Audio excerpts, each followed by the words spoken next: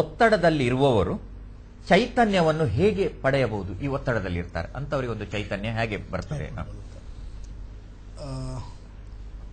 ಅದೇ ಮೊದಲನೇದಾಗಿ ಒತ್ತಡ ಯಾಕೆ ಬರುತ್ತೆ, ಒತ್ತಡ ಬರೋದ್ ಕಾರಣಗಳು ನಾವು ಹುಡ್ಕೊಂಡು ಹೋದಾಗ ಮೊದಲನೇದು ನಾವು ಸರಿಯಾಗಿ ಪ್ಲಾನ್ ಮಾಡಿರಲ್ಲ, ಯೋಚಿಸಿರಲ್ಲ.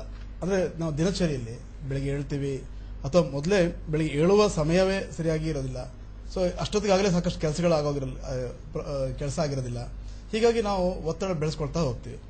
ಸೊ ಮೊದಲೇ ಮಾಡಬೇಕಾಗಿರೋದು ನಾವು planning, proper planning or organising the whole day properly. ಅದು ಒಂದು. ಎರಡನೇದು, ಪ್ರತಿಯೊಂದು ವಿಷಯಕ್ಕೂ ಸಾಕಷ್ಟು ಸಮಯ ಕೊಟ್ಟು ಯೋಚನೆ ಮಾಡಿದಾಗ ಪ್ರತಿಯೊಂದು ಸೊಲ್ಯೂಷನ್ ಸಿಗುತ್ತೆ. ಸೊ ಹಾಗಾಗಿ ಒತ್ತಡ ಸ್ಥಿತಿಯಲ್ಲಿ ಚೈತನ್ಯ ಬರಬೇಕು ಅಂದ್ರೆ ನಾವು ಒತ್ತಡ ಸ್ಥಿತಿ ಬರದೇ ಇರೋ ತರ ಮಾಡ್ಕೋಬೇಕು. ಶ್ರೀಮತಿ ವೀಣಾ ನಾಗರಾಜ್ ಅವರ ಪ್ರಶ್ನೆ ಇದೆ, ಗಡಿಬಿಡಿ, ಗೊಂದಲ, ಅಸಹನೆಗಳಿಂದ ಹೇಗೆ ಪಾರಾಗಬಹುದು?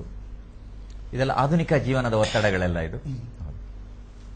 ಈಗ ಅಸಹನೆ ಅಂದ್ರೆ that means you not able to tolerance level.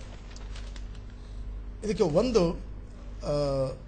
ದಿನ ಬೆಳಗ್ಗೆ ನಾವು ದಿನಚರಿ ಪ್ರಾರಂಭಕ್ಕೆ ಮುಂಚೆ ಇಡೀ ದಿನದ ಕಾರ್ಯಕ್ರಮ ಬಗ್ಗೆ ಯೋಚನೆ ಮಾಡೋದು. ಎರಡನೇದು, ದಿನ ಮುಗಿದ ಮೇಲೆ ಅದೇ ಎಂಡ್ ಆಫ್ ದ ಡೇ ಕೂತ್ಕೊಂಡು ಇವತ್ತು ದಿನ ಏನೇನು ಕೆಲಸ ಮಾಡಿದೆ, ಎಲ್ಲಿ ತನಕ ನನ್ನ ಕೆಲಸ ಆಯಿತು, ಎಲ್ಲ ಆಗಿಲ್ಲ, ಇದೆಲ್ಲ ಪ್ಲಾನ್ ಮಾಡ್ಕೊಂಡು ಹೋದಾಗ ಖಂಡಿತವಾಗ್ಲೂ ನಮಗೆ ಆ ಗೊಂದಲ, ಕನ್ಫ್ಯೂಷನ್ಸ್ ಕಮ್ಮಿ ಆಗ್ತಾ ಹೋಗುತ್ತೆ. ಇನ್ನೊಂದು, ನೀವು ಧ್ಯಾನ, meditation, that also help to keep your mind com